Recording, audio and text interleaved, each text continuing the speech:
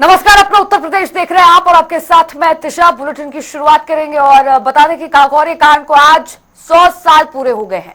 देश भर में क्रांतिकारियों को याद किया जा रहा है। उत्तर प्रदेश सरकार ने क्रांतिकारियों को सम्मान देने के लिए काकोरी ट्रेन एक्शन की शुरुआत की है।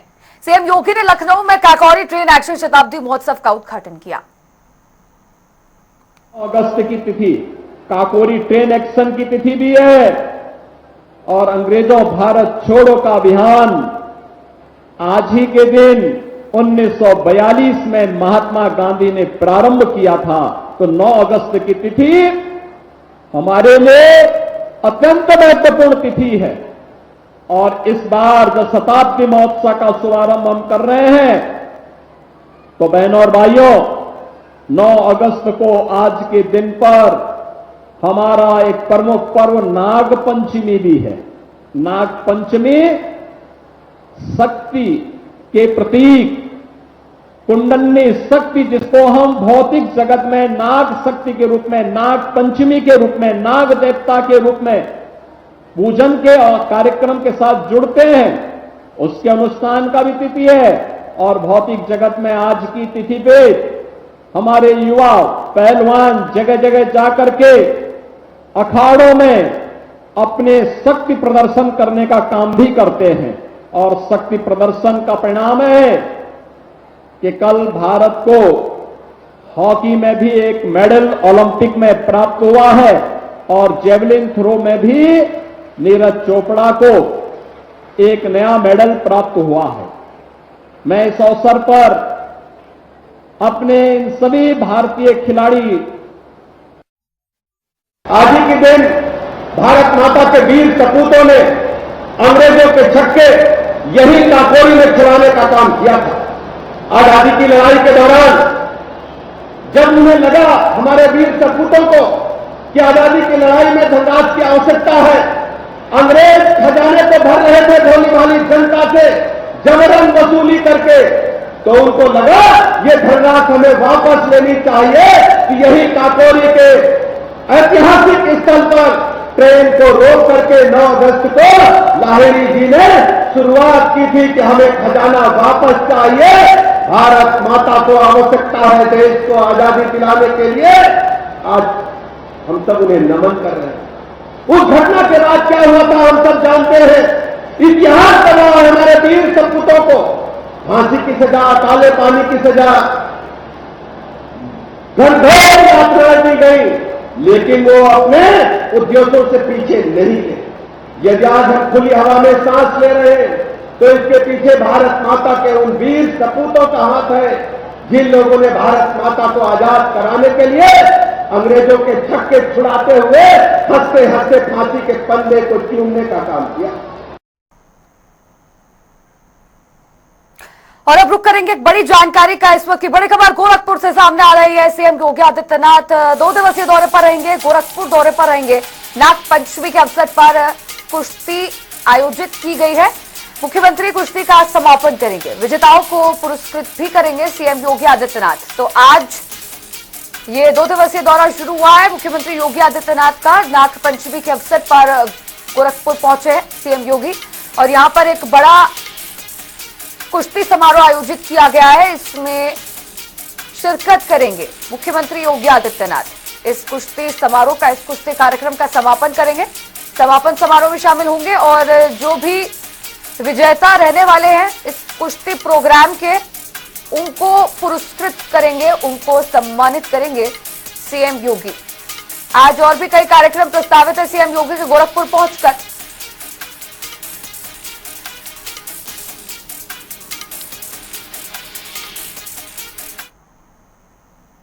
और एक और बड़ी जानकारी, इस वक्त की बड़ी खबर राजधानी दिल्ली से सामने आ रही है। बता दें, श्री कृष्ण जन्मभूमि शहीद का विवाद मामले में बड़ा अपडेट सामने आया है। सुप्रीम कोर्ट में सुनवाई नवंबर महीने तक के लिए टल गई है। विवादित परिसर के सर्वे पर अंतरिम रोक जो सुप्रीम कोर्ट ने इससे पहले लगाई थी वो तो जारी रहेगी, लेकिन अब जो सुनवाई होगी वो अगली नवंबर तक के लिए टल चुकी है। हाईकोर्ट ने याचिकाओं को सुनवाई के योग्य माना था। हाईकोर्ट के आदेश के अध्ययन के बाद सुनवाई होगी, ये कहना है सुप्रीम कोर्ट का। हाई कोर्ट के फैसले के खिलाफ मुस्लिम पक्ष सुप्रीम कोर्ट पहुंच गया। हिंदू पक्ष ने सुप्रीम कोर्ट में कैविएट दाखिल की है। तो ये बड़ी जानकारी इस वक्त की जो आपको बता रहे हैं। सुप्रीम कोर्ट ने नवंबर महीने तक के लिए इस पूरे मामले की जो सुनवाई है उसको टाल दिया है। हाई कोर्ट के फैसले के खिलाफ मुस्लिम पक्ष सुप्रीम कोर्ट गया। हिंदू पक्ष ने सुप्रीम कोर्ट में कैविएट दाखिल की है और अब इस मामले पर श्री कृष्ण जन्मभूमि शाही ईदगाह मामले पर सुप्रीम कोर्ट में सुनवाई होगी नवंबर के बाद। स्पर्श शर्मा हमारे संवाददाता हमारे साथ जुड़ गए हैं। स्पर्श, बड़ा अपडेट सामने आया है इस पूरे मसले पर और अब जो अगली सुनवाई है वो नवंबर के बाद ही होगी, ऐसा सुप्रीम कोर्ट का कहना है। नवंबर तक सुनवाई टल गई, क्या पूरी जानकारी फिलहाल? देखिए, बिल्कुल मथुरा के श्री कृष्ण जन्मभूमि पर सुप्रीम कोर्ट की जो सुनवाई थी वो फिलहाल टल गई है। नवंबर के महीने तक ये जो सुनवाई है वो जो है टलती हुई जो है नजर आई है। फिलहाल विवादित परिसर के सर्वे पर जो अंतरिम रोक है वो जारी रहेगी। ये जो है सुप्रीम कोर्ट की सुनवाई से निकलकर सामने आया। सुप्रीम कोर्ट ने यह भी कहा है कि हाई कोर्ट ने सभी मुकदमों को जो सुनवाई योग्य है ठहराया है। उस आदेश का अध्ययन करने के बाद ही जो है इस मामले पर आगे की जो कार्रवाई है यानी आगे की जो सुनवाई है वो की जा सकती है। ऐसे में मामले में जो दोनों पक्ष हैं उनकी दलीलों को जो है सुनना होगा और उसके आधार पर जो है आने वाले समय में इस मामले पर सुनवाई होती भी जो है नजर आ सकती है। तो फिलहाल इस केस को सुनने में समय लगेगा और इसलिए जो है इस केस में लंबी सुनवाई की जरूरत है, क्योंकि विवादित जो भूमि है उसका ये मामला जो है निकलकर सामने आ रहा है। तो ऐसे में अब इस मामले की बात करते हैं तो नवंबर में जो है इस मामले पर जो सुनवाई है वो जो है देखने को मिलती हुई जो है नजर आएगी। इस मामले की बात करें तो हिंदू पक्षकारों की तरफ से सुप्रीम कोर्ट में जो है कैविएट दाखिल करके अनुरोध किया गया था कि यदि मुस्लिम पक्ष इलाहाबाद हाईकोर्ट के हालिया आदेश को चुनौती देते हुए अदालत का दरवाजा खटखटाता है तो उनका पक्ष भी जो है सुना जाए। तो ऐसे में इस मामले पर दोनों पक्षों को सुना जाए और उसके बाद में जो है इस मामले पर अब नवंबर पे सुनवाई करने के लिए जो है सुप्रीम कोर्ट जो है आगे की जो है डेट देता हुआ नजर आया है।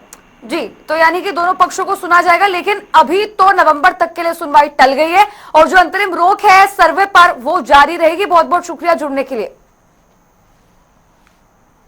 बुलेटिन में आगे बढ़ेंगे और बात करेंगे सियासी तौर पर देश के सबसे बड़े राज्य उत्तर प्रदेश की, जहां पर लोकसभा चुनाव के बाद अब सबकी निगाहें 10 सीटों पर होने वाले उपचुनाव पर टिक गई हैं। देखिए हमारी ये खास रिपोर्ट। उपचुनाव की परीक्षा, कौन होगा पास?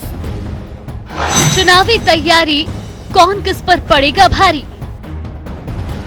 उपचुनाव, योगी सरकार कितनी तैयार? अखिलेश राहुल की जोड़ी फिर दिखाएगी कमाल?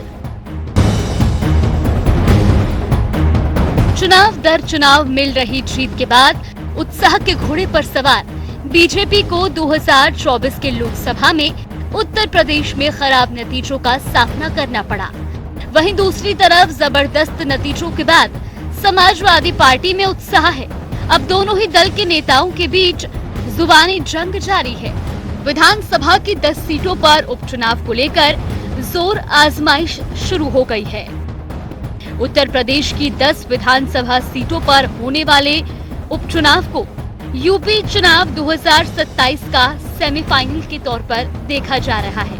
तो ऐसे में मुख्यमंत्री योगी आदित्यनाथ इस उपचुनाव को प्रतिष्ठा से जोड़कर देख रहे हैं। इसीलिए भारतीय जनता पार्टी सभी 10 सीटों पर जीत की रणनीति तैयार कर रही है। सीएम योगी ने मंत्रियों की कमेटी बनाकर उन्हें विधानसभा सीटों पर जीत की रणनीति तैयार करने के निर्देश दिए हैं। किस विधानसभा सीट पर किन मंत्रियों को मिली जिम्मेदारी?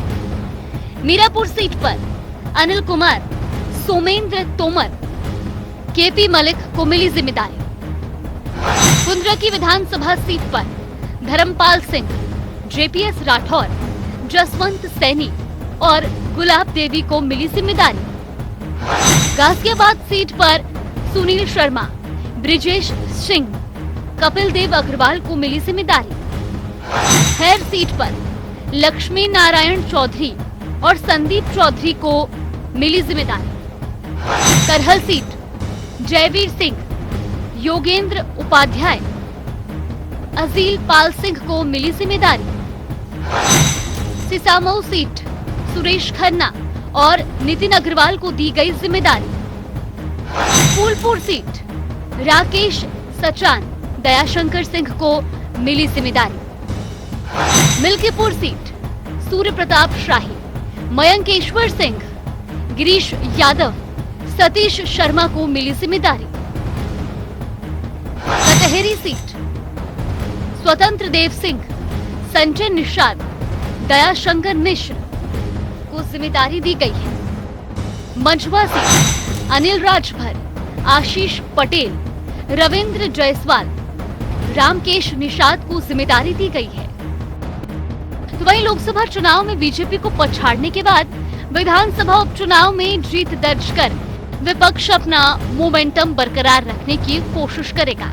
हालांकि उपचुनाव को लेकर विपक्षी गठबंधन इंडिया के सहयोगी समाजवादी पार्टी और कांग्रेस के बीच सीटों को लेकर दावेदारी शुरू हो गई है। जानकारी के मुताबिक समाजवादी पार्टी और कांग्रेस के बीच भी मानी जा रही है। हालांकि इन दोनों पार्टियों की तरफ से अभी सीटों के बंटवारे को लेकर कोई भी ऑफिशियल बयान सामने नहीं आया है।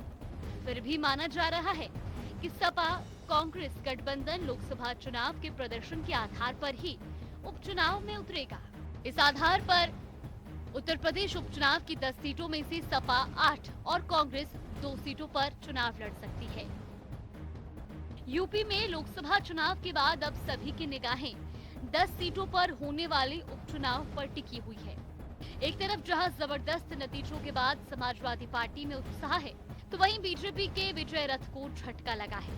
अब देखना ये होगा कि अखिलेश और राहुल की जोड़ी का मैजिक बरकरार रहेगा या बीजेपी उस मैजिक को खत्म कर पाएगी। स्पेशल डेस्क, जनता टीवी।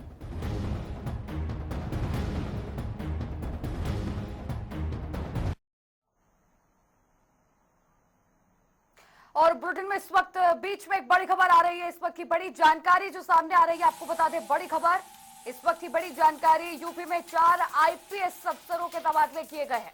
बड़ी जानकारी आपको बता रहे हैं, केशव कुमार डीसीपी लखनऊ बने, रामनयन सिंह डीसीपी लखनऊ बने, महेंद्र पाल सिंह एसपी क्राइम बनाए गए और शिवाजी एसपी तकनीकी सेवाएं बने। तो ये 4 आईपीएस अफसरों के नाम हमने आपको बताया जिनके तबादले किए गए हैं और इनकी जिम्मेदारियों में बड़ा बदलाव किया गया है। रामनयन सिंह डीसीपी लखनऊ बने हैं, तो वही दूसरे महेंद्र पाल सिंह एसपी क्राइम बन चुके हैं। शिवाजी एसपी तकनीकी सेवाएं बने। ये 4 नाम, 4 आईपीएस अफसर, उत्तर प्रदेश के 4 आईपीएस अफसरों के तबादले हुए हैं। बड़ा प्रशासनिक फेरबदल। उत्तर प्रदेश की 10 विधानसभा सीटों पर उपचुनाव होने हैं। जल्द ही इन 10 की 10 सीटों पर उपचुनाव होंगे और उससे पहले ये बड़ा प्रशासनिक फेरबदल देखने को मिला। उत्तर प्रदेश की प्रशासनिक प्रणाली में 4 आईपीएस अफसरों के तबादले किए गए हैं और ये 4 नाम, केशव कुमार जो कि डीसीपी लखनऊ बने हैं, रामनयन सिंह डीसीपी लखनऊ बने हैं, तीसरा नाम महेंद्र पाल सिंह एसपी क्राइम बनाए गए, तो वही दूसरी और चौथा नाम शिवाजी जो कि एसपी तकनीकी सेवाएं बनाए गए।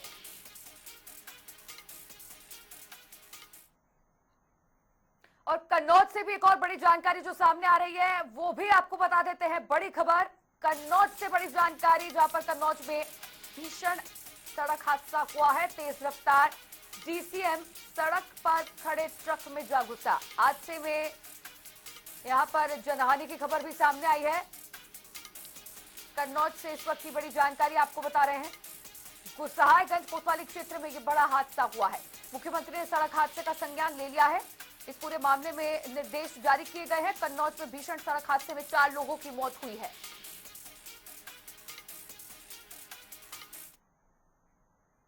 चलिए बुलेटिन में रुक करेंगे ताबड़तोड़ खबरों का। रायबरेली में करंट की चपेट में आने से वृद्ध दंपति झुलसे, दोनों को जिला अस्पताल किया गया रेफर। पथरावा थाना क्षेत्र के कसरावा गांव की घटना। अलीगढ़ के गुरु रामदास नगर कॉलोनी में घर पर सीबीआई का छापा। घर के अंदर दस्तावेजों की कर रही है जांच पड़ताल। अलीगढ़ के थाना बन्ना देवी इलाके की घटना। जौनपुर में महिला पर पेट्रोल छिड़ककर लगाई आग। आरोपी युवक को पुलिस ने किया गिरफ्तार। मामले की जांच में जुटी पुलिस। पीलीभीत में पैसों की मांग को लेकर पति ने पत्नी को घर से निकाला। पत्नी ने पुलिस अधीक्षक को दिया शिकायती पत्र, न्याय की लगाई गुहार। सरयू नदी का तांडव, जलस्तर बढ़ने के साथ ही कई गांवों में कटान हुआ तेज। सुरक्षित ठिकानों की ओर पलायन कर रहे ग्रामीण। अंबेडकर नगर में शिव भक्तों पर डीएम और पुलिस अधीक्षक ने बरसाए फूल। शिव भक्तों ने डीएम और एसपी के साथ जमकर ली सेल्फी। डीएम ने शिव भक्तों को खिलाया पूरी हलवा। अमेठी में दबंग स्वास्थ्य कर्मियों की दबंगाई आई सामने। महिला मरीज के साथ आए भाई की लात घूंसों से की पिटाई। वीडियो सोशल मीडिया पर हुआ वायरल। गौतम बुद्ध नगर पुलिस कमिश्नर लक्ष्मी सिंह का बड़ा एक्शन। एसआई सहित 2 साथियों पर मुकदमा किया दर्ज। एसआई ने साथियों के साथ मिलकर कैब चालक से की थी लूट। उन्नाव में बीजेपी हर घर पहुंचाएगी तिरंगा। बीजेपी चलाएगी हर घर तिरंगा अभियान। 11 अगस्त से शुरू होगा हर घर तिरंगा अभियान। नोएडा में फर्जी पुलिस वेरिफिकेशन करने वाले गिरोह का पुलिस ने किया पर्दाफाश। आरोपियों के कब्जे से पुलिस अधीक्षक की फर्जी मुहर बरामद। आरोपी छबरौली गांव में चलाते थे जनसेवा केंद्र। वाराणसी में मनाया जा रहा नाग पंचमी का उत्सव। मंदिर में दर्शन पूजन करने पहुंचे श्रद्धालु। नागेश्वर महादेव मंदिर में लाखों भक्तों की भारी भीड़।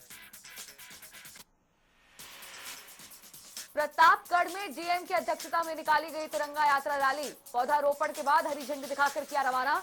मुजफ्फरनगर में विकास भवन में डीएम तिरंगा यात्रा को दिखाई गई हरी झंडी। सीडीओ, एसडीएम, सदर समेत तमाम आला अधिकारी रहे मौजूद। बलिया से मनरेगा काम नहीं होगा पर ब्लॉक प्रमुख संघ पहुंचा डीएम कार्यालय। 2 साल से जिले में नहीं हो पा रहे कार्य।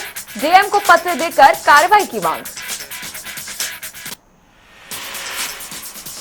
कन्नौज में खड़े ट्रक में डीसीएम ने मारी टक्कर। हादसे में चालक समेत 4 की मौत, एक गंभीर रूप से घायल। मौके पर पहुंची जांच में जुटी पुलिस। लखनऊ में पीएससी 24वीं तैराकी और क्रॉस कंट्री प्रतियोगिता का आयोजन। 9 पीएससी की और 1 एनडीआरएफ की टीम शामिल। विजेता खिलाड़ियों को आईजीपीएससी ने किया पुरस्कृत।